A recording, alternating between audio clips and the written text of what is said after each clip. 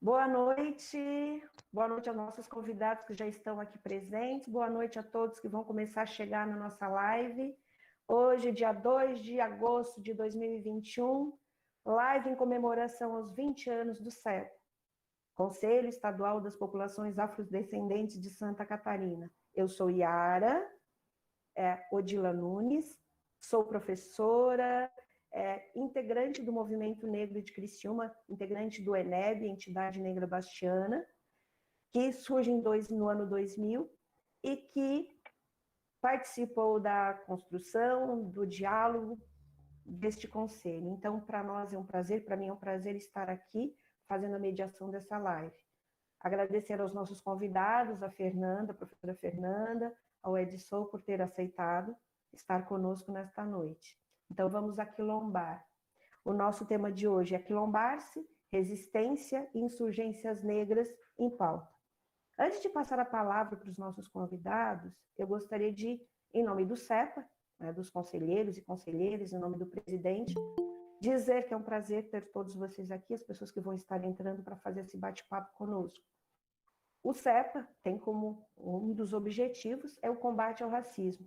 E acredito que todos estão acompanhando o caso da mãe negra Andriele, que foi retirada, teve a sua filha Suzy retirada dos seus braços, e que o Conselho está acompanhando este caso.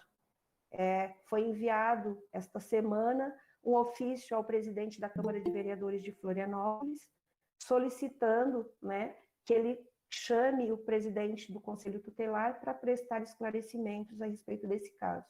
Então, vamos estar acompanhando até que a Andriele tenha a sua filha Suzy de volta nos seus braços.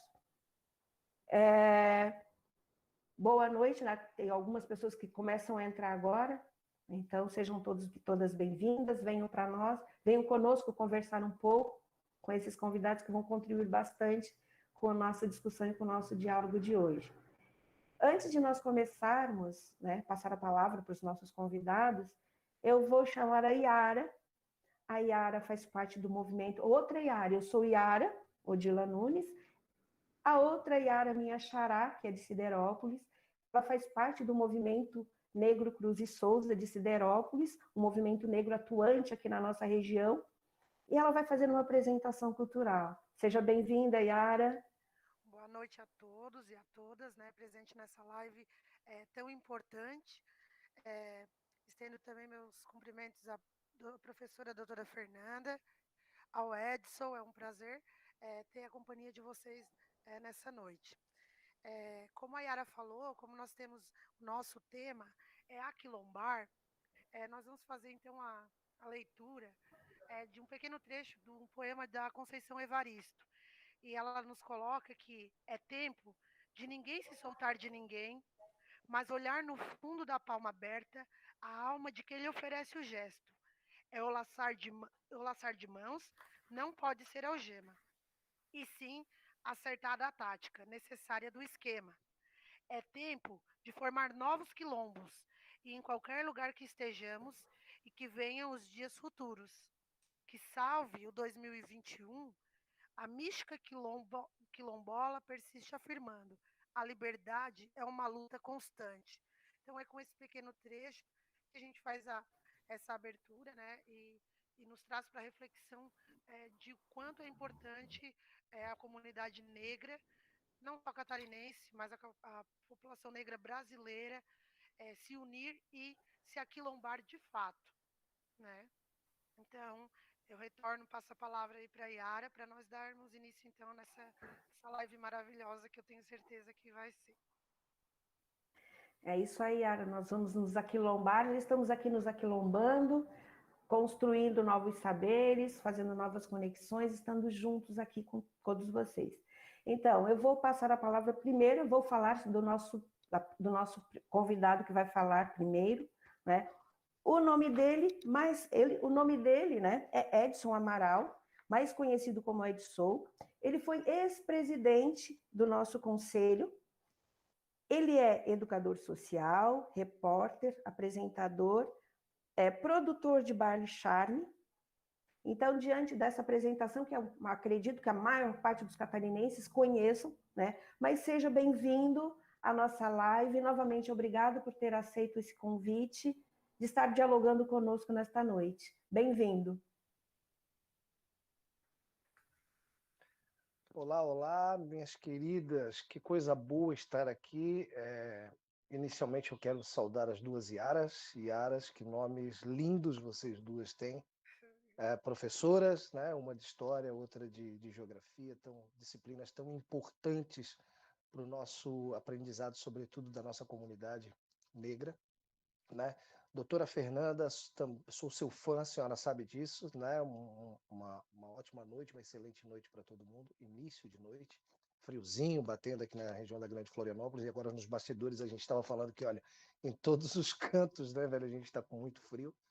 E eu quero primeiro dizer que é uma honra estar dentro de uma agenda do CEPA, o Conselho Estadual das Populações Afrodescendentes. É uma honra estar dentro de um evento do CEPA e um conselho que faz parte da minha formação, inclusive, né? Muito antes de eu ser conselheiro, né? Eu sempre fui um adepto do CEPA, dessas organizações.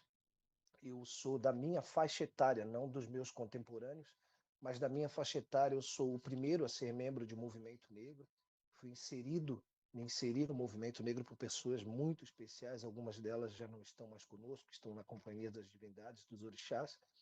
E fui inserido dentro desse combate ao racismo e, consequentemente, na busca pelos nossos direitos quando eu tinha 13 anos. Então, hoje eu tenho 42, muito embora pareça ter 23, mas eu tenho 42 anos e toda essa guerrilha, todo esse combate, todo esse ser seguidor dos que nos antecederam, certamente me fizeram o homem que sou, o profissional que sou e o combatente, militante, ativista que ainda sou, muito embora seja uh, uh, um dos poucos, né? Nós sabemos que, de uma maneira geral, na imprensa brasileira, nós somos pouquíssimos negros, e esses poucos são ativistas e militantes, e isso me entristece de uma certa maneira.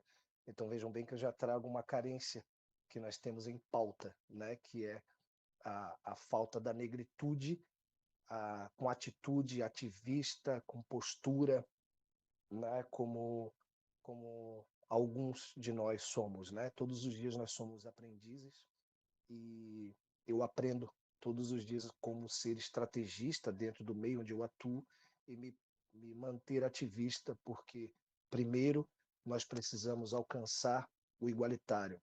E alcançar o igualitário significa formar sucessores, sucessoras, colocar a preocupação na cabeça da juventude, é você instigar novos adeptos do protagonismo, e é isso que eu venho fazendo. Então o CEPA tem muito disso, e a minha passagem pelo CEPA é uma passagem muito linda. Eu confesso a vocês que fazer parte do CEPA e estar presidente do CEPA foi para mim a realização de um sonho, né?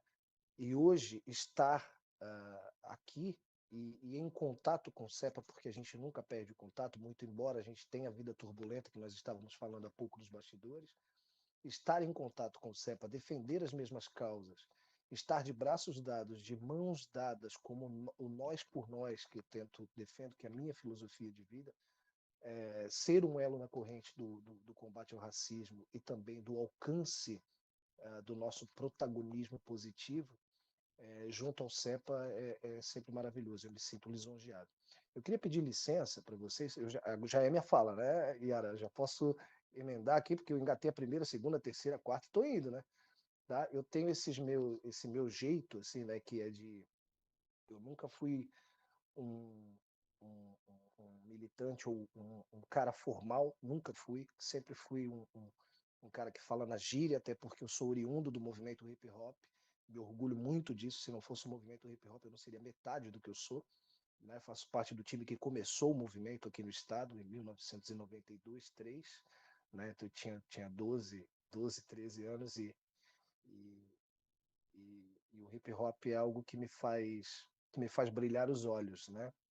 Tanto que foi o hip hop que me levou em 1995 para a Marcha dos 300 anos de Zumbi dos Palmares, a Brasília, na frente do Congresso Nacional, para abrir um show do Milton Nascimento, vejam só. Então eu devo muito à militância, devo muito aos movimentos e o Nós por Nós passa por isso. Eu quero pedir licença para vocês, porque nós findamos o mês de julho e um mês comemorativo, não é? Nós comemoramos, nós celebramos os 120 anos da nossa professora, da nossa escritora, jornalista e política Antonieta de Barros.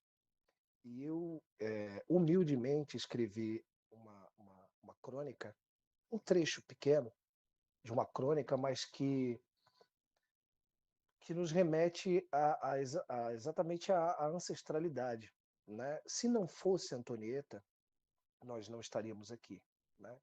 Se não fosse Antonieta, a imprensa catarinense, quiçá brasileira, não seria a mesma.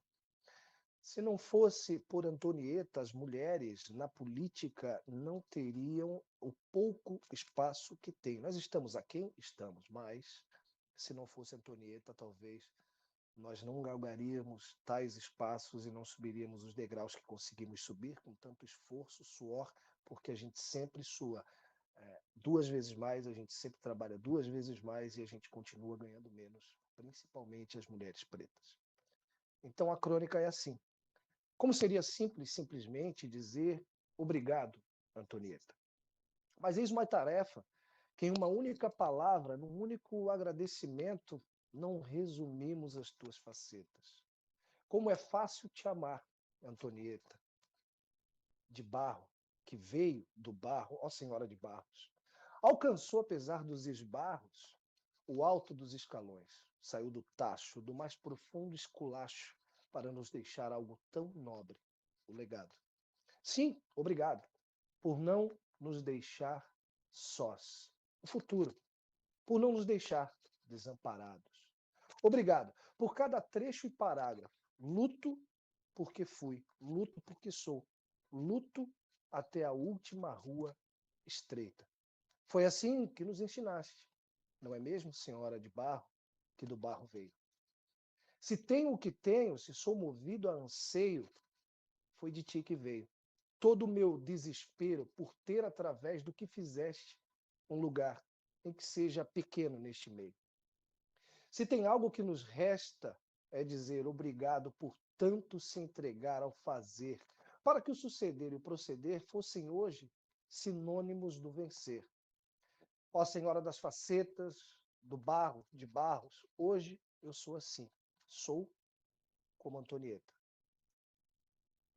É um trecho pequeno, uma, uma, uma crônica feita de muito coração, mas que traz uma reflexão, sobretudo, do quanto nós precisamos ainda estarmos em pauta.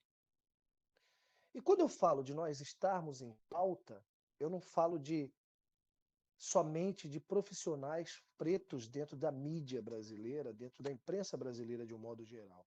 Nós precisamos estar em pauta que não sejam somente as pautas da mãezinha da Suzy, a Andriele. Nós precisamos estar em pauta não somente quando o Festival de Balneário Camboriú é invadido por racistas, fascistas e seres horrendos. Nós precisamos estar em pauta porque nós precisamos aguçar cada vez mais o protagonismo, cada vez mais os bancos universitários devem ser, sim, ocupados por pessoas pretas. Por que nós não conseguimos fazer isso? Vejam só, outro dia eu estava conversando com um colega de profissão e ele me disse, você não acha que os pretos não alcançam os altos patamares porque não querem?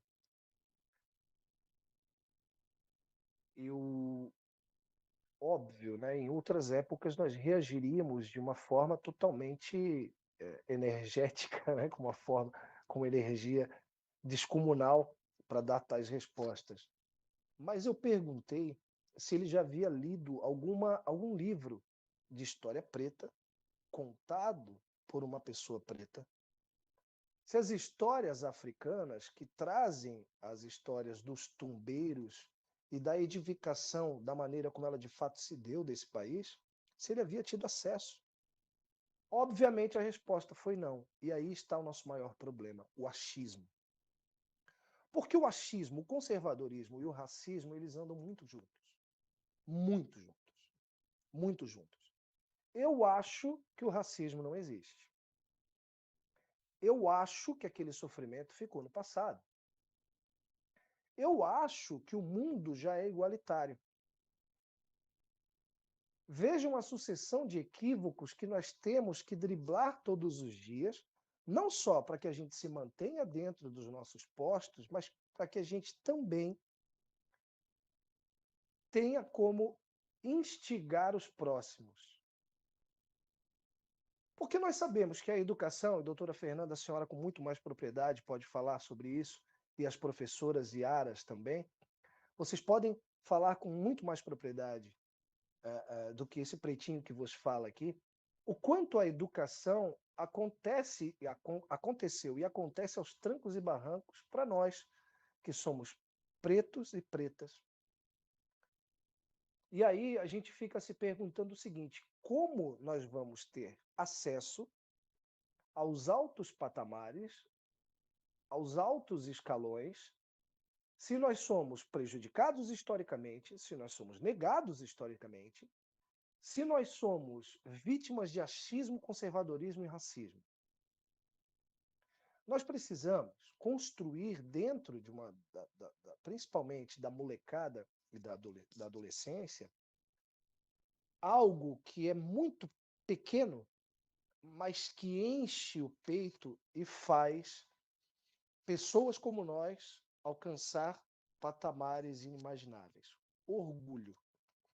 Orgulho. Primeiro, o orgulho de ser preta ou preto. Segundo, o orgulho de morar onde mora. Terceiro, o orgulho de batalhar todos os dias para que nós tenhamos o nosso lugar ao sol da maneira como nós imaginamos e queremos.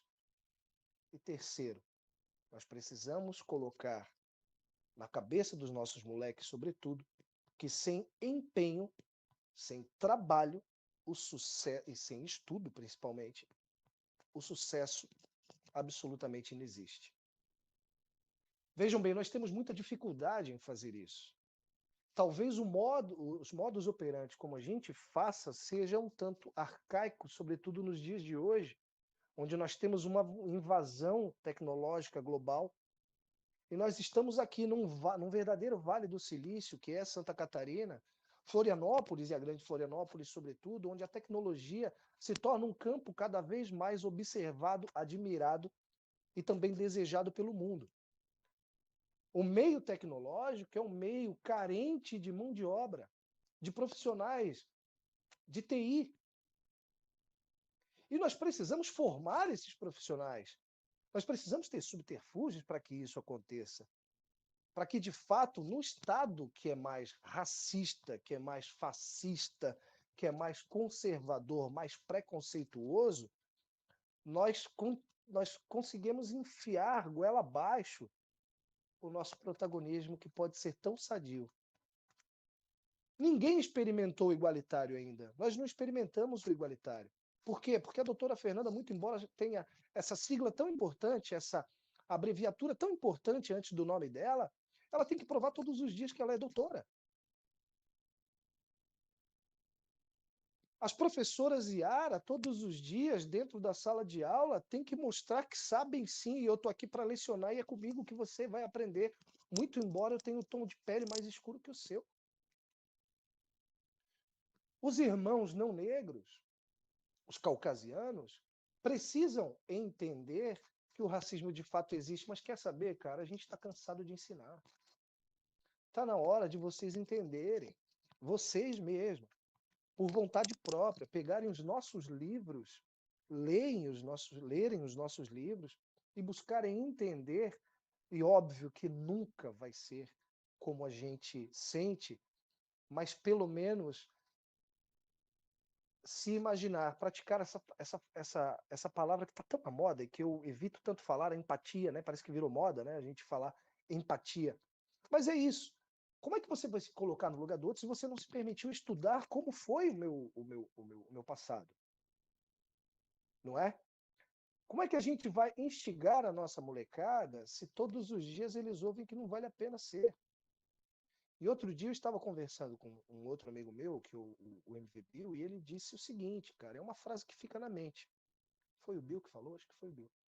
Que disse o seguinte: antes da era de ódio que nós estamos vivendo, e a gente sabe bem qual é, antes da pandemia que nós estamos vivendo, que é essa fase horrenda e que nos faz entender cada vez mais que o mundo sim é dividido, era ser preto era, com perdão do palavrão, mas ser preto era foda. Hoje é foda ser preto. Nós precisamos inverter esses polos.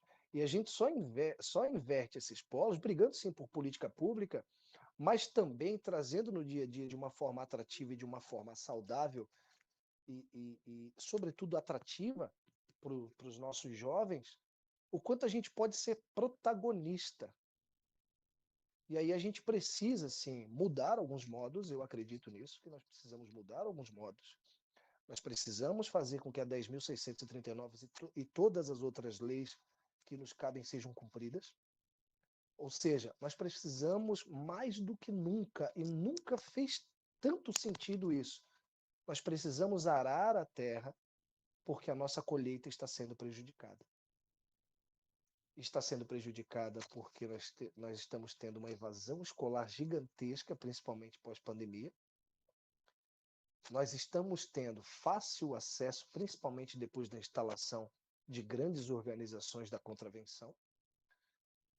E aí o acesso ao dinheiro fácil, o acesso ao falso status está cada vez mais fácil e nós precisamos driblar isso. Então a minha provocação que fica é: nós precisamos ser mais criativos do que nós já fomos, do que nós já somos. Nós, todos, cada um à sua maneira, cada um ao seu modo, mas nós precisamos mais do que nunca de termos todas as entidades que combatem, todas as entidades que ensinam e todas as pessoas que representam a nossa etnia. Nós precisamos estar juntos. Nunca fez tanto sentido isso. Nunca fez tanto sentido. Não dá mais para a gente perder tempo e dizer que tal entidade do movimento negro tem o seu modo de agir e a outra tem outro. Nós precisamos ter um único modo. Se nós não formos estrategistas agora, nós seremos ainda mais vítimas do ódio. Porque quem odeia está provando que é muito melhor do que a gente odiando. Porque nós estamos correndo atrás para mostrar que nós somos iguais. E a gente não pode mais correr atrás. Nós temos que ir para frente. A linha de chegada é para todos. Eles ainda não sabem. Nós já sabemos. Quero me despedir. Eu acho que já deu meu tempo, né? Dona Yara, fala comigo, por favor. Eu acho que tem mais uns minutinhos, Ed, mas pode concluir. Mas tem uns minutinhos ainda, acredito. Tá bem. Eu sinceramente, eu falei com a Yara hoje mais cedo e disse assim: Yara, eu tô apavorado, amiga, porque eu sinceramente não me preparei de fato, né? Então eu vou procurar falar com o coração, a gente vai. E aí foi isso que eu trouxe para vocês. Agora, eu quero falar em relação à mídia, só para a gente terminar. Hoje, dentro do lugar onde eu trabalho, eu não sou mais o único nas redações. Hoje eu olho para as redações e vejo eu e mais 5 pretos. Óbvio, em alguns momentos por provocação minha, em outros momentos porque alguém se antenou de que, olha, peraí, cara, nós temos que ter uma diversidade mais presente aqui. Mas além de ter pessoas pretas, gordas, gays, né, deficientes, diversidade, né, para além daquele eurocentrismo que nós vemos, mais do que isso, nós precisamos estar pautados. Estar pautados. Pautas que nos valorizem, pautas que nos edifiquem, pautas que nos tragam a discussão, sim, e não é uma discussão. Por exemplo, um dos últimos trabalhos que eu fiz relacionado diretamente à etnia deu um auê dentro de um reality show, de um determinado reality show, um sertanejo falou do cabelo, Black Power do outro rapaz, enfim, aí eu fui chamado para fazer uma crônica. Na verdade, eu não fui chamado para fazer uma crônica, eu fui chamado para inspirar um debate. A gente não tem mais que debater. A gente tem que dizer que é isso. Ah, porque vamos debater o Black Power. A gente não tem que debater o Black Power. Black Power é uma cultura e pronto. Black Power significa nossas lindas madeixas para o alto e ponto. Então a gente não precisa mais discutir. E eu vejo de uma forma geral, principalmente na imprensa brasileira, eu não estou falando só do nosso estado, até porque eu sou um guerreiro, não estou levantando minha bola, estou dizendo um guerreiro de guerrear, né, de buscar espaços para a gente dialogar sobre isso. Mas eu vejo pautas equivocadíssimas. Equivocadíssimas. Não dá mais para a gente trazer à tona reportagens que não nos remetam à ascensão. Não dá mais para a gente trazer pautas que nos remetam a vítimas. Nós precisamos mostrar, sim, quando nós somos vítimas, e, enfim, buscar a condenação de algum racista que a gente nunca vê. Né? A gente está aí empenhado, Márcio de Souza, nosso presidente lindo, maravilhoso, meu ídolo, tem participado, inclusive, de discussões sobre a implantação de uma delegacia especializada em crimes de racismo aqui no nosso estado. Ela está empatada, está empacada no governo do estado, não se sabe se a Casa Civil vai fazer, não se sabe se o governador vai assinar, não se sabe se o secretário de Segurança já aprovou o projeto, e ninguém fala sobre isso, e nós precisamos trazer à tona esse tipo de coisa. Então, assim, a gente tem que trazer para a mídia essas coisas que provocam evoluções. Nós temos que, sim, evidenciar quando nós somos atacados. Eu sou muito atacado nessa era do ódio, eu estou sendo muito atacado, mesmo, muito mesmo, e estou resistindo, estou procurando ser forte, estou procurando amparar os meus quando acontece, porque alguém tem que estar forte, não é? Só que eu acho que a mídia, de um modo geral, falando da mídia brasileira, da mídia da América do Sul, nós precisamos ter mais adeptos da estratégia de combate.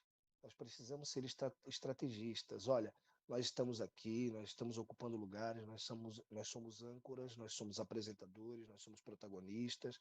Eu sou o dono do meu nariz, esquece tudo isso que passou lá na história. Se você não entende que precisa esquecer, você precisa ler a minha história a partir de como eu conto. E aí sim, a gente vai ter, creio eu, uma evolução. Agora sim, eu vou me despedir, quero me despedir com um poema. Posso? Dá tempo, Yara? Pode, pode. Eu quero trazer um dos poemas mais lindos que nós temos e que com certeza, se eles se encontram onde quer que eles estejam, João da Cruz de Souza, o nosso poeta, simbolista, com certeza, deve ter encontrado a nossa escritora, jornalista, política e professora Antonieta em algum momento, e especialmente nesses 120 anos, eles que já são nossas entidades, um deve ter homenageado o outro. Então eu quero trazer o Vida Obscura. Yara, não Yara de Criciúma, Yara de Siderópolis, longe de mim, porque eu não vou conseguir fazer do jeito que você faz, tá? Mas como eu sou um pretinho metido, tá? Eu vou, eu vou trazer esse poema para vocês, tá, meus amores? Dá licença, tá? Ninguém sentiu o teu espasmo obscuro. Ó ser humilde entre os humildes seres, embriagado, tonto dos prazeres. O mundo para ti foi negro e duro. Atravessaste num silêncio escuro a vida presa a trágicos deveres. E chegaste ao saber de altos saberes, tornando-te mais simples e mais puro. Ninguém te viu o sentimento inquieto, magoado, oculto, aterrador, secreto, que o coração te apunhalou no mundo. Mas eu, que sempre te segui os passos, sei que cruz infernal prendeu-te os braços. E o teu suspiro, como foi profundo. João da Cruz de Souza, nosso poeta maior, simbolista, em homenagem à nossa linda e bela, aguerrida e ídola, Antonieta de Barros. Senhoras e senhores, boa noite. Viva Antonieta de Barros! Viva! O Ed traz a necessidade de uma construção coletiva, de nós estarmos pensando de forma coletiva para nós fazermos o enfrentamento a todas as violências que nós temos sofrido. E é importante isso, nós pensarmos de forma coletiva, construirmos estratégias coletivas para o enfrentamento a tudo que nós estamos vivendo, né? Todos os ataques que nós estamos sofrendo. Então é importante nós fazermos essa construção de forma coletiva, buscarmos caminhos e possibilidades para estarmos juntos, dialogando e construindo essas possibilidades de enfrentamento, que elas são urgentes, elas são muito necessárias. Ed, obrigada. O nosso presidente Márcio de Souza está aqui agradecendo no chat, dizendo, né, de feliz de estar, que tu esteja aqui falando conosco. As pessoas estão aqui, obrigada por todos que estão aqui assistindo a nossa live de comemoração dos 20 anos do CEPA. Muita gente de Criciúma e de outras cidades, de Florianópolis, as pessoas agradecendo, dando os parabéns. Então, obrigada a todos que estão aqui, que estão nos assistindo, obrigada ao Ed, né, que aceitou o nosso convite, a Yara, que fez a apresentação, né, do poema da Conceição Evaristo. E agora eu vou chamar a nossa outra convidada, a professora, vou apresentá-la para vocês. Muitas pessoas conhecem, né? Esta mulher que está aqui conosco, professora Fernanda da Silva Lima, doutora e mestre em Direito pela UFSC, professora permanente do Programa de Pós-Graduação em Direito da Unesc e uma das coordenadoras do NEGRA, Núcleo de Estudos em Gênero e Raça. Novamente, professora Fernanda, seja bem-vinda, fique à vontade, a casa é sua. Agora, nessas lives, a gente pode dizer para a pessoa ficar à vontade e se sentir em casa, porque ela está na sua casa, no aconchego do seu lar, no espaço onde ela se achou mais aconchegante, né? Então foi para a sala, para o quarto, então foi para o espaço que ela se sentiu confortável. Então, sinta-se em casa, professora Fernanda, à vontade para fazer a sua fala. Certo.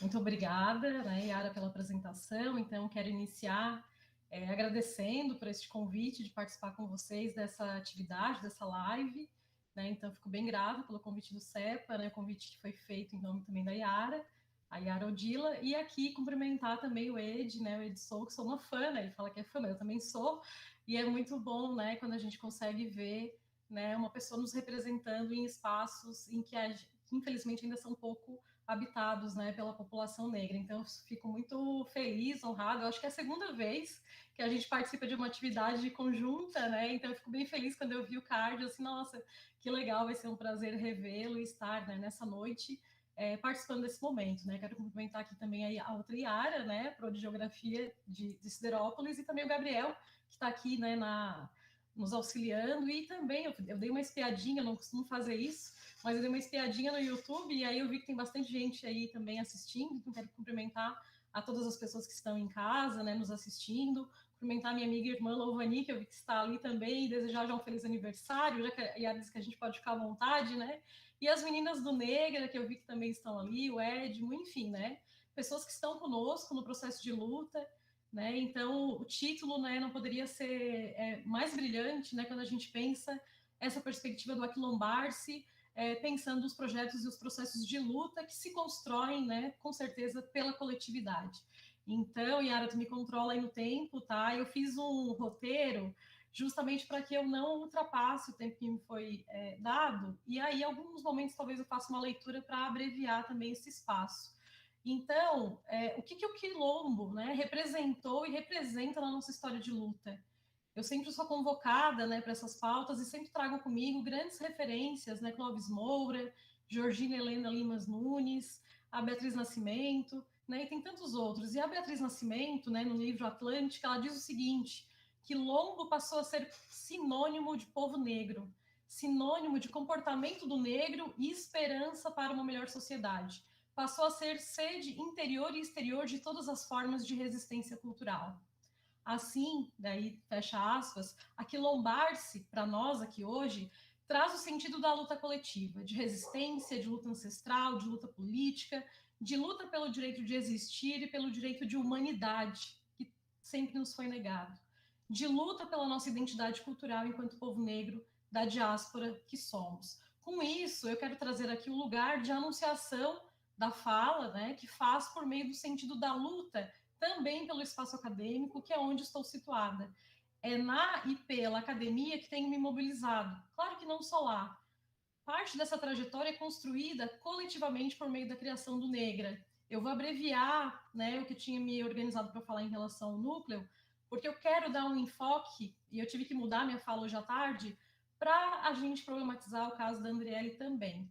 Mas antes eu quero apresentar aqui o Negra, né, que é esse espaço coletivo de luta, de resistência, de pesquisa, que une, né, uma série de pessoas, pesquisadores, movimentos sociais em torno de algo em comum. Então, o Núcleo de Estudos em Gênero e Raça, né, que coordeno junto com a professora Lucy, ele está indo para o seu 4º ano de existência, 2 de pandemia, né, indo para o seu 2º ano. Somos atualmente 29 pesquisadores de várias instituições, UFSC, Unesc, PUC-Rio, IMED Passo Fundo, UFSC, né, Frente Antirracista de Laguna, com a Juliana Regazzoli, né, e também a professora Yara Odila do ENEB, que também se faz presente. Trago Negra, né, para esse espaço de debate, porque vejo no grupo e nas suas e nos seus pesquisadores o sentido da luta, da acolhida, da afetividade, dos aprendizados e das desobediências, principalmente as epistêmicas.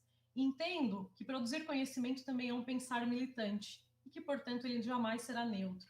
O Negra, então, se constitui como um espaço promovedor dessas desobediências, né? Por isso ele se propõe a ser anti- e decolonial, nesse processo dialogando com Franz Fanon, Lélia Gonzalez, né? Então aprendemos com Fanon como as sociedades do sul global, né, em razão do processo de violência colonial imposto pela Europa, produziu uma estrutura de poder baseada na classificação racial, ou seja, determinando quem são os sujeitos que são considerados humanos e quem são não humanos. E o povo negro, o povo indígena, foi colocado nessa condição de não humanidade.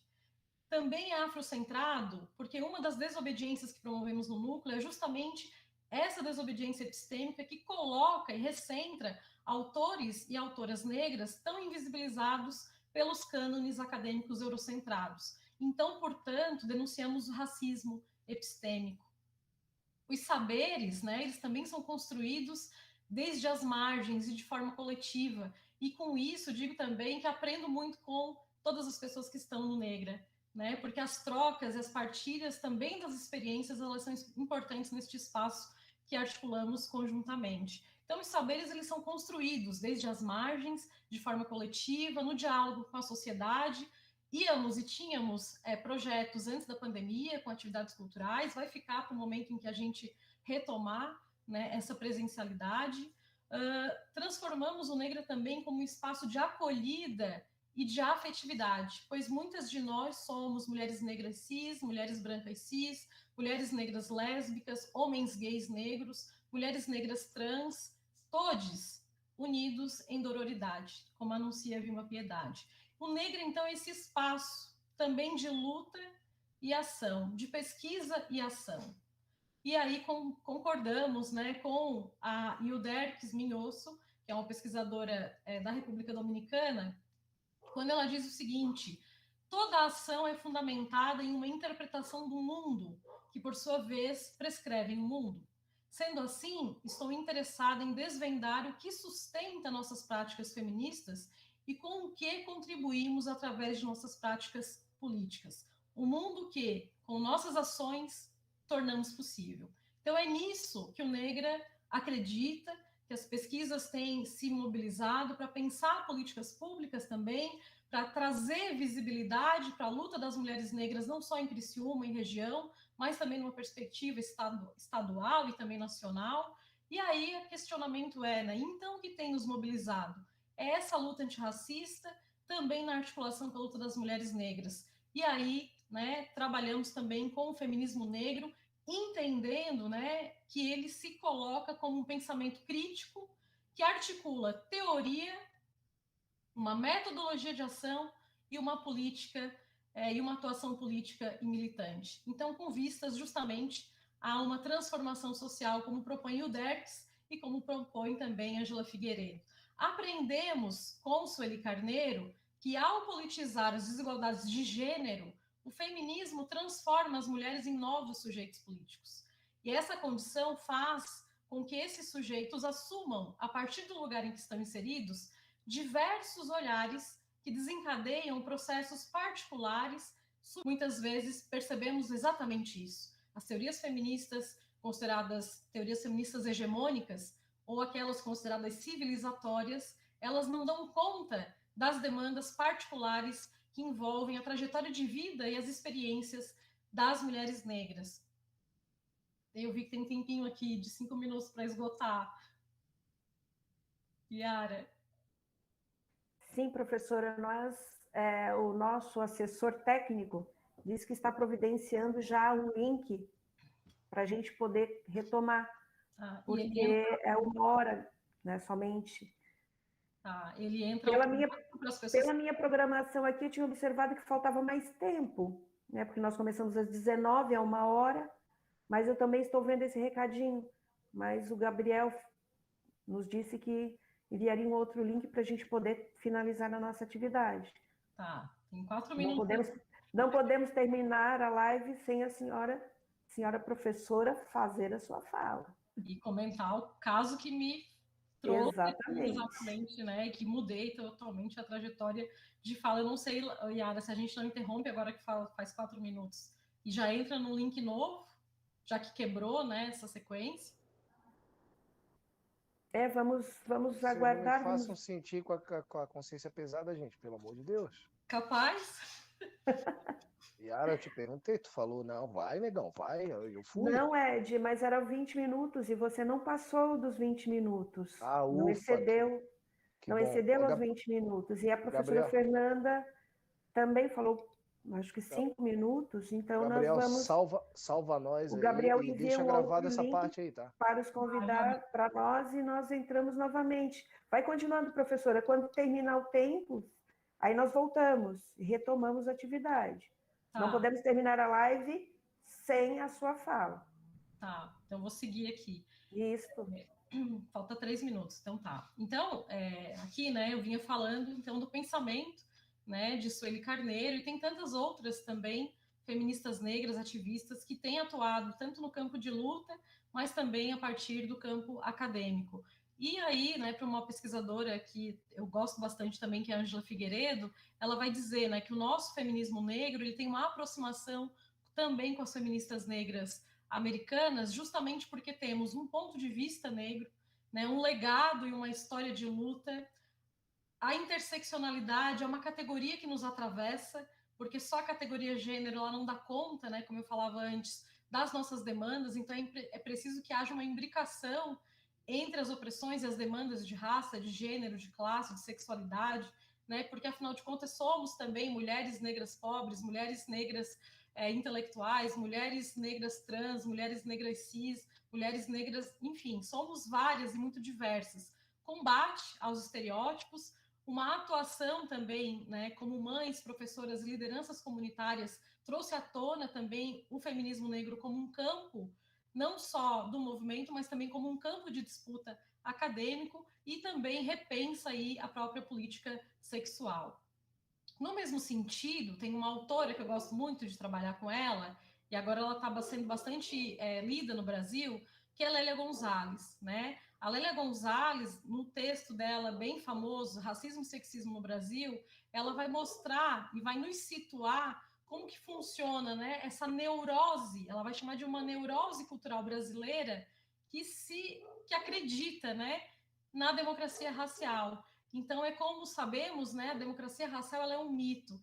E ela, ao falar sobre racismo e sexismo na cultura brasileira, situa as mulheres negras, né, ou coloca que as mulheres negras são lidas, percebidas como. E aí ela faz uma classificação nesse texto que ela vai dizer que as mulheres negras só podem ser 3 coisas dentro desse imaginário e dessa neurose racial, que é a ideia de mãe preta, que pode ser considerada a babá, a empregada doméstica ou a prostituta. E aqui disse que acabou, eu vou parar aqui.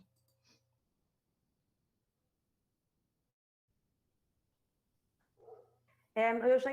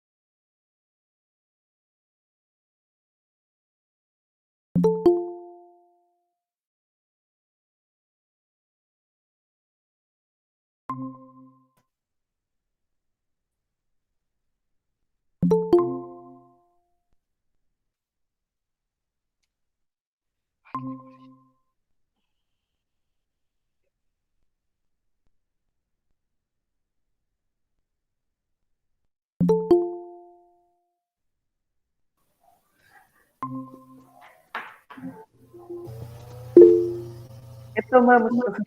Tá certo, pode colocar, por mim pode colocar. Vou colocar ao vivo, Gabriel. Aí avisa aqui quando a gente já começa.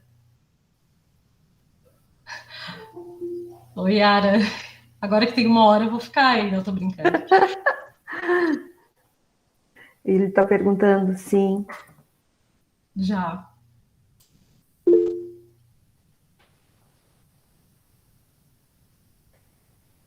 Estamos ao vivo, professora. Joia, então eu vou retomar ali só o pensamento então da Lélia Gonzalez, não sei se houve a quebra ou não.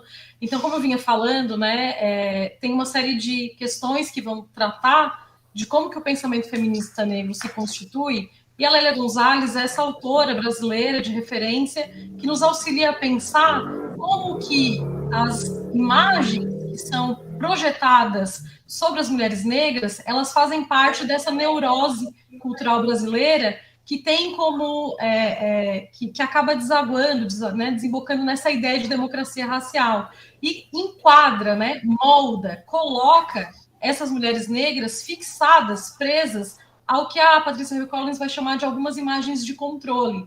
Então, a Lélia Gonzalez vai dizer que, ao fecharmos os olhos, né, enquanto sociedade, e pensar numa mulher negra, só é possível pensar a partir de 3 possibilidades. Ou a mulher negra, ela é uma mãe preta, babá, ou ela é empregada doméstica, ou ela é a prostituta. É por isso que quando o Edson falou ali, né, a professora Fernanda é doutora, mas quando eu saio da universidade, né, eu gosto de usar a referência da Núbia Regina Moreira, que traz também esse exemplo, né, numa live que ela fez, e eu aqui reproduzo, porque eu acho que ela serve para a nossa compreensão. Quando eu saio dos espaços da universidade, o doutora que eu carrego na frente do meu nome, pelo título, né, pelos estudos, por fim, pela minha trajetória acadêmica, eu não levo eles carregados comigo na testa.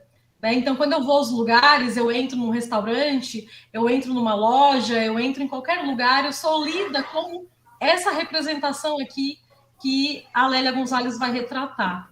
E aí, por que isso tudo é construído, né? A gente vai perceber que teve um autor, né, que por muito tempo se tornou um intérprete sobre o Brasil do final do século XIX, no início do século XX, que é o Gilberto Freire, né? Então tem uma tríade aí, que é o Gilberto Freire, Caio Prado Júnior, Sérgio Buarque de Holanda, mas o Gilberto Freire circulou muito mais, né, pelo cenário internacional, e ele projetou também uma classificação sobre as mulheres.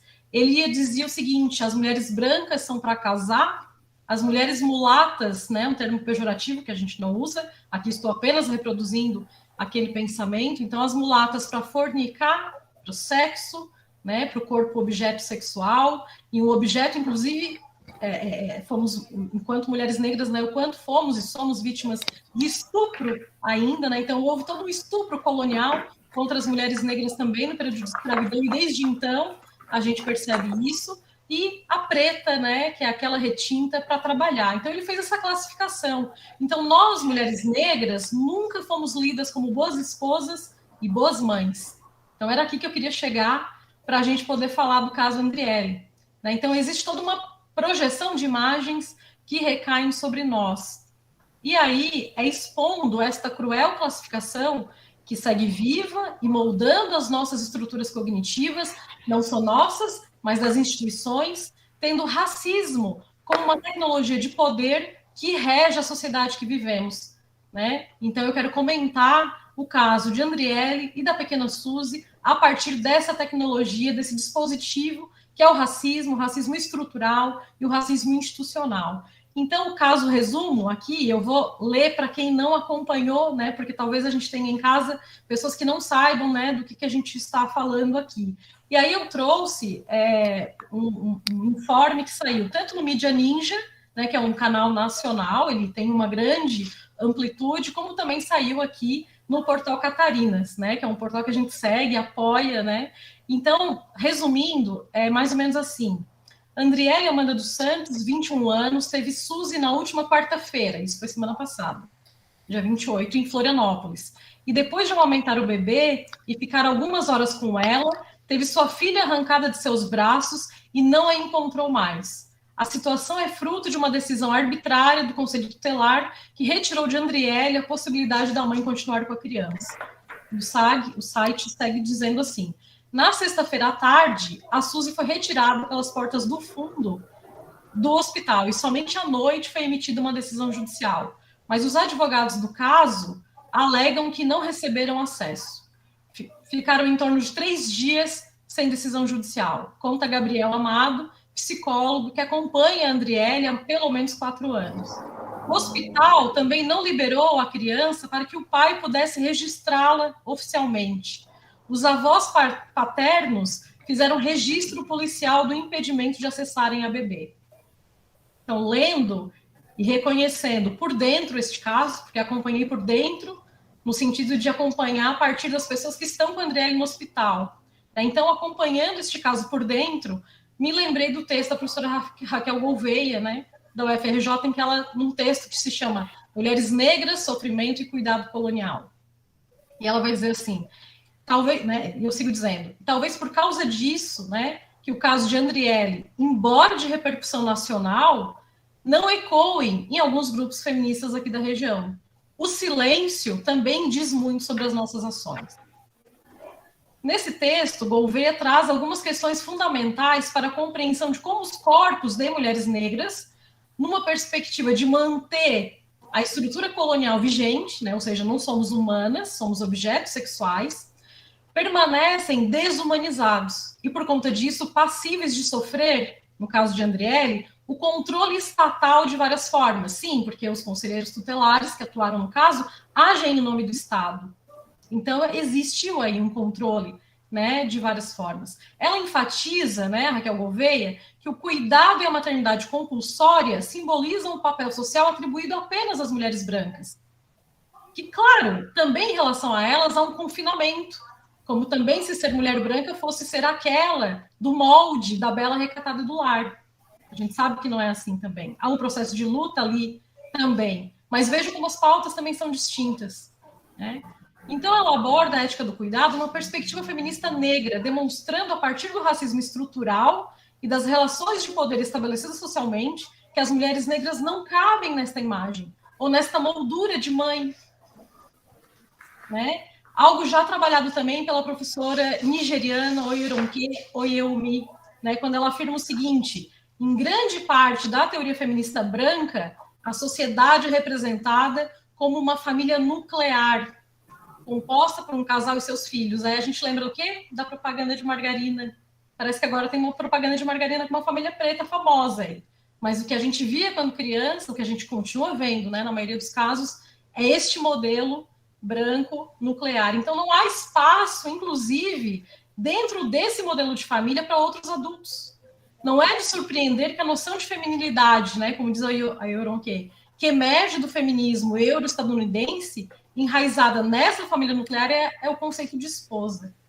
E aqui as críticas, né? E aí, com isso, né, quero dizer que segui acompanhando o caso de Andriele pelas redes sociais, e isso incluiu, né, e a nossa saúde mental aqui passa trabalho, né, por conta disso, isso incluiu ler comentários do que as pessoas falavam sobre ela nas redes sociais. No caso de Andriele, o que tudo indica, as medidas restritivas e a imposição de uma separação entre ela e a sua bebê tem relação com a sua história de vida. já morou nas ruas, já fez uso de drogas. Então, aos olhos do Estado, Andriele não é uma mãe confiável. E na medida adotada, né, também ao que parece, sem direito ao contraditório e ampla defesa, nesse primeiro momento, mãe e filha foram violentadas nos seus direitos mais básicos. E aí, gente, né, a gente está no conselho aqui, né, que representa as nossas questões. Então, as pessoas responsáveis por isso precisam ser responsabilizadas urgentemente, para que histórias como a de Andriele não voltem a acontecer. A lei catarinense contra a violência obstétrica parece não surtir efeitos para a Andriele. Ela foi aprovada recentemente em Santa Catarina. E tampouco a concepção de sujeito de direitos. Também não abarca a pequena Suzy. Né? Essa concepção inaugurada pela Constituição Federal e pelo Estatuto da Criança e do Adolescente, que diz, né, que toda criança tem direito a um lar, a uma família, de preferência na sua família natural, na sua família de origem. Então, temos aqui também um flagrante desrespeito aos direitos fundamentais da pequena Suzy. O acolhimento institucional, que nas redes sociais o que a gente ouve é para onde levaram Suzy, e provavelmente ela está numa entidade de acolhimento institucional, então essas entidades eram o que a gente conhecia, claro que hoje com uma nova roupagem, com uma série de mudanças, mas era o que a gente tinha como lembrança do que eram os orfanatos, né? Hoje ela tem uma outra concepção, né, enquanto serviço de acolhimento. Então, esse modelo, né, do acolhimento institucional, a partir de 2009, passou a ser considerado medida excepcional. E foram adotadas, inclusive, regras mais rígidas, justamente para evitarmos situações arbitrárias como estas. Nesse sentido, na hipótese de Andriele e o pai da criança não terem condições, né, de assegurar para a Suzy um lar com ambiente de afeto, proteção e cuidado, né, se eles não conseguirem, o ECA prevê, inclusive, o chamamento de uma família extensa. Caso eles não tivessem condições, né, porque ao que parece, não é o fato. Então, mesmo assim, caso eles não tivessem essas condições de assegurar a proteção, cuidado, né, e tudo mais para a pequena Suzy, a família extensa deveria ser acionada. Os avós, os tios, os padrinhos e as madrinhas, que estavam no hospital, inclusive. Então, ser pobre, negra, ex-moradora de rua, não retira de Andriele o direito de ser mãe. O artigo 23 do Estatuto veda, né, totalmente essa possibilidade, justamente para evitarmos as violências que aconteciam no século passado, durante a vigência dos Códigos de Menores de 1927 e de 1979. A Andriele e ao pai da criança foram negados o direito de registrar sua própria filha. O pai registrou um BO. O Movimento População de Rua e o EJA Pop têm acompanhado e dado todo o suporte que a Andriele precisava quando o Estado esteve ausente. Andriele, com o apoio de uma rede de pessoas que a cerca, conseguiu se reerguer. Tem moradia fixa, tem trabalho formal e estava estudando. O caso ganhou notoriedade, né, e repercutiu nas redes sociais e em mídias de amplo alcance nacional.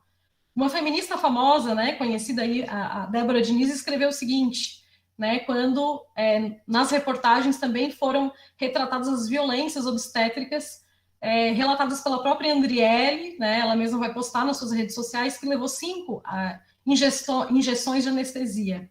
5. E aí, a Débora Diniz, sobre isso, vai se manifestar da seguinte forma. Andriele sofreu violência obstétrica. As anestesias funcionaram como um desaparecimento de si mesma, para não reagir ao desaparecimento do seu bebê. O Conselho Tutelar não pode operar como um braço de perseguição às mulheres. Ela termina aqui, eu acrescento, as mulheres pobres e pretas. É um órgão de proteção de direitos, jamais de fiscalização da moral puritana. O caso deve seguir, né, aqui agora fazendo uma análise jurídica, também pela atuação que já tive na área da infância, então o caso deve seguir em segredo de justiça, vai tramitar na vara da infância aqui da comarca da capital, e aí eu espero, né, tenho boas lembranças do momento que passei por lá, pela vara da infância, então a gente espera que a judicialização, agora sim realizada, permitirá esse direito ao contraditório e ampla defesa, porque o que a Andriele quer é ser ouvida de como está a sua nova vida, e ela quer não só ser ouvida, mas permitir que as pessoas que são testemunhas da sua nova vida possam falar também junto com ela e fazer coro, né, de como ela está atualmente. Então, a judicialização permitirá o direito à contraditório e ampla defesa permitirá a oitiva de pessoas profissionais da área, juntada de provas, e caberá à autoridade judiciária a tomada da decisão, que também caberá recurso, né, obviamente. Então, obviamente, né, que sem o devido acesso aos autos e documentos não pode haver o espaço da especulação ou até mesmo de uma contranarrativa. Mas, como um ato também político, aqui preferi trazer a visibilidade que o caso requer e me posicionar na luta ao lado daqueles que hoje conseguem garantir a Andriele uma existência digna, após tanto sofrimento. Relatos de pessoas próximas a ela contam que a pequena Suzy representa não só esperança no futuro melhor, como representa o seu próprio direito a ter também uma família. Para concluir, e agora para fechar de verdade, né, vinha falando, né, das questões que envolvem os direitos e a luta das mulheres, e aqui trazendo, né, as mulheres negras, e aqui trazendo um foco, né, nas questões que envolvem o controle estatal sobre os corpos das mulheres que querem ser mães, né, porque elas são sempre controladas de alguma forma. Então, propomos aqui, né, pelo Negra e também pelas autoras que a gente vem pesquisando, como diz Ângela Figueiredo, uma epistemologia insubmissa feminista negra, porque ela, como diz Ângela Figueiredo, é aquela que desnaturaliza as desigualdades e propõe uma ruptura com o discurso hegemônico tradicional de mulheres burguesas. Diz também uma outra autora que gostamos bastante, né, Vergés, a proposta de um feminismo decolonial é uma proposta política para afirmar o direito à existência. Temos muito o que discutir ainda sobre este caso. Violência obstétrica, direitos da infância, racismo institucional e estrutural, sexismo. É por Andriele e por todas as mulheres pretas, é por Andriele e também por todas as mulheres pretas que queiram exercer o direito à maternidade, que faço essa convocação, que esse projeto, esse processo de aquilombamento siga forte, porque não fosse as redes de proteção que cercam Andriele, talvez ela, de fato, pudesse perder a sua filha para o Estado. Então, a gente espera que seja revertida essa situação e que a pequena Suzy, né, possa de verdade estar aí com a sua família. Muito obrigada, Yara, se você passei um pouquinho do meu tempo.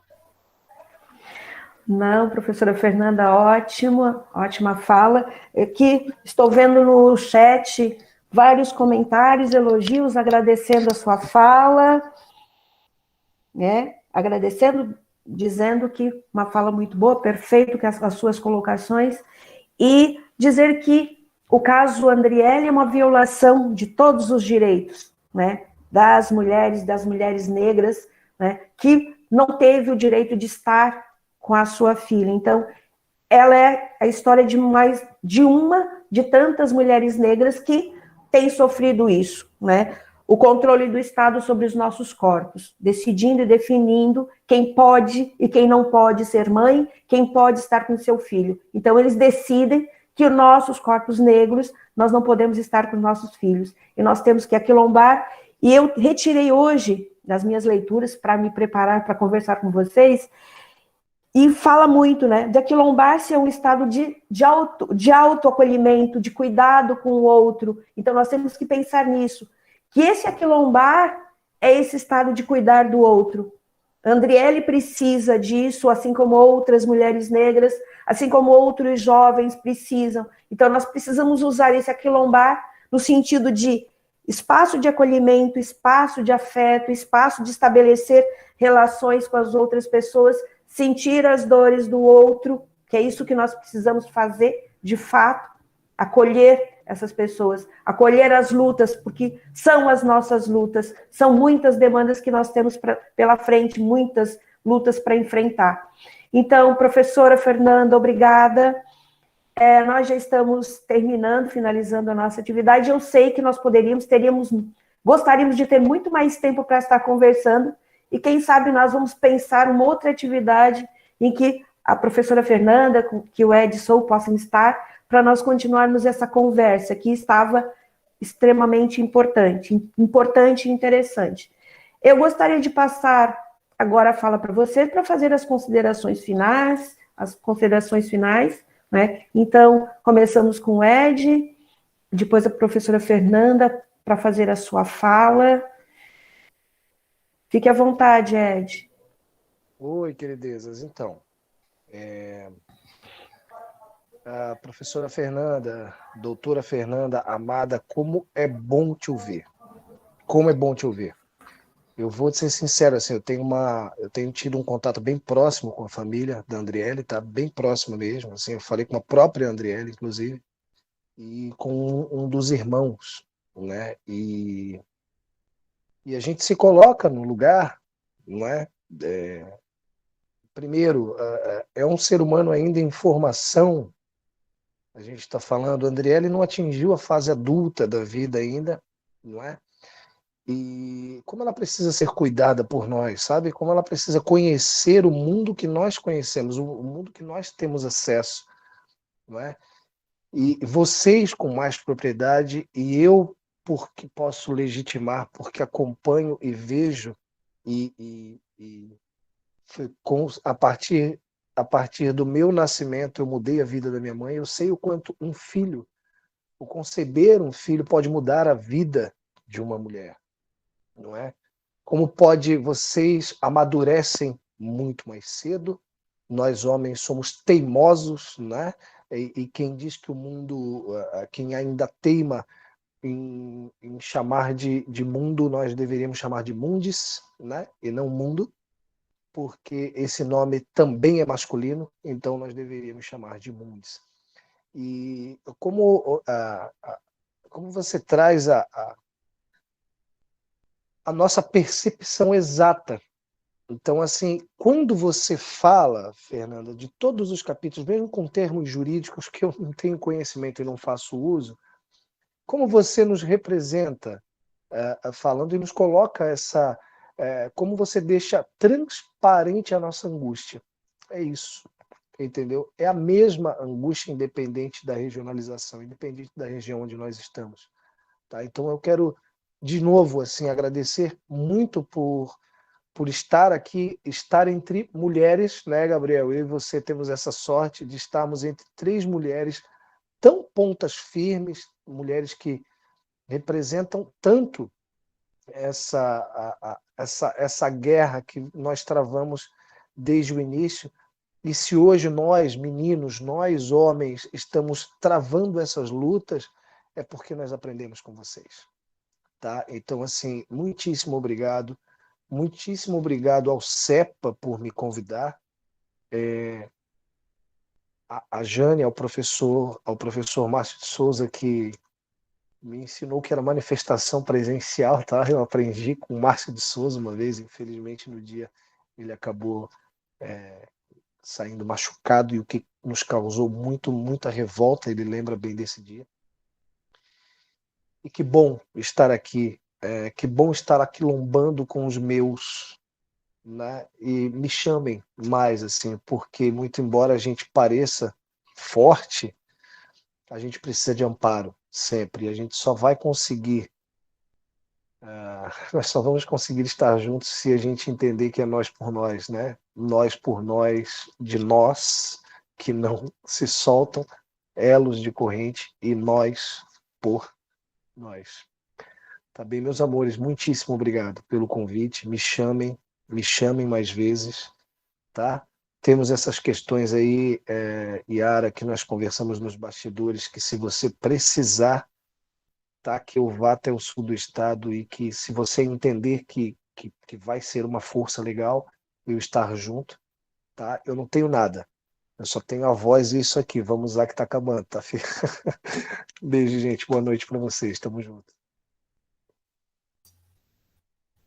Então, eu só queria também finalizar agradecendo a oportunidade de estar aqui com vocês, né, de estar mais uma vez, né, numa atividade com o Edson, né, e enfim, discutindo essas questões, que têm sido as questões que nos mobilizam, né. Eu sou uma mulher negra, sei dos desafios, e é importante também a gente pensar que, assim como a gente faz as críticas, né, em relação aos feminismos civilizatórios, hegemônicos, tradicionais, que essencializam o que é ser mulher, a gente também não pode essencializar o que é ser mulher negra. Nós também somos muito diversas, estamos e atuamos em vários espaços diferentes. Então, eu fico muito feliz, tá, de estar aqui com vocês essa noite. Eu espero que a gente consiga logo voltar para a presencialidade, para os espaços de afeto, para os abraços. Contem comigo sempre, tá? Com o Negra também, que é uma equipe, é uma rede aí que está cada vez crescendo. Eu sou muito orgulhosa, por isso fiz questão de trazer, justamente para que a gente possa seguir, né, se aquilombando. E aí eu queria aproveitar, se der tempo, fazer um merchan, né? Já vou fazer. A Unesc, este ano, ela vai sediar, ainda que virtual, vai ser totalmente virtual, a 5ª edição do COPENISUL. Né? O COPENISUL é um dos eventos mais importantes que nós temos na região sul, para falar das questões que envolvem a população negra. Então, nós temos aí um evento que tá aberto, vocês conseguem localizar pelo Google, ali colocando COPENISUL 2021, vocês vão acessar o site. A gente está terminando de fechar ainda a apresentação. Ele vai acontecer em outubro, nos dias 26, 27 e 28 de outubro, com uma série de atividades, tá? E aí depois, Ed, olha só, eu vou te chamar para a gente pensar algumas coisinhas, tá? Que eu acho que você podia estar com a gente também ali no evento, e aí eu vou te chamar depois para a gente conversar. Então, eu acho que topa, né? Então, é 26, não, anota aí na tua agenda. É outubro isso? É outubro. Tá bem. Outubro eu vou estar de férias no meu vínculo formal, empregatício. Então, ou seja, vou estar com mais tempo, a gente está com um bebê pequeno. A única coisa que vai acontecer é até eu querer pegar o microfone em algum momento ali, cantar um rap e vambora. Fernandinha, me chama, tá? Me chama e a gente conversa, tá bom? Tá certo, então. Então era isso, tá, gente? COPENISUL vai acontecer em outubro, na Unesc, este ano. O evento totalmente virtual. A gente já tem aí a fala de abertura da professora Jaqueline Gomes de Jesus, da Universidade Federal do Rio de Janeiro, do Instituto Federal do Rio de Janeiro, e tem uma programação linda aí com várias temáticas, ações afirmativas, feminismos negros, interseccionalidades, afroempreendedorismo, enfim, uma programação aí bem intensa para a gente seguir nesse processo de se aquilombar. Tá bom, gente? Obrigada, e a gente se encontra aí por aí, tá? Ficou à disposição. Ainda para fechar ali para o pessoal de casa, quem quiser acessar o Negra e conhecer um pouco do trabalho que a gente está desenvolvendo, a gente está no Instagram também, né? Então Negra, @NegraUnesc, tá? Então é por aí. Beijo grande.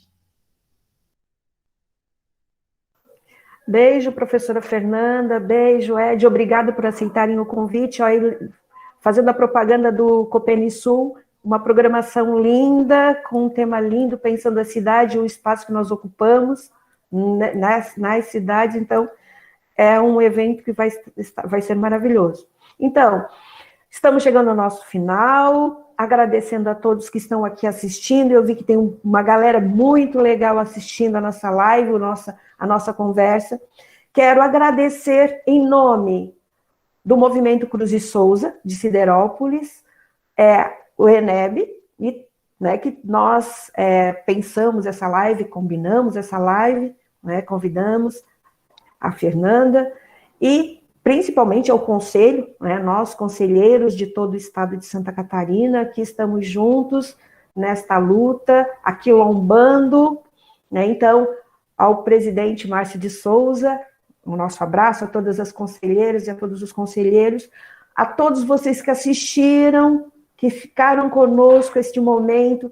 A gente sabe que todos trabalham o dia inteiro, final de tarde, início da noite é cansativo, mas eu tenho certeza que valeu a pena este momento de troca, esse momento de conhecimento. E fica a ideia, nós precisamos aquilombar. É necessário aquilombar, é necessário construir espaços de afeto, espaços de luta e espaços de troca. Então, uma boa semana para todos vocês, para todas e todos nós e a todos, e vamos aquilombar, vamos lutar e resistir. Um beijo aos convidados e a todos que vieram, que estavam aqui presentes na live. Um beijo, até a próxima. Até a próxima live do CEPA, mês que vem. Não percam. Tchau, tchau.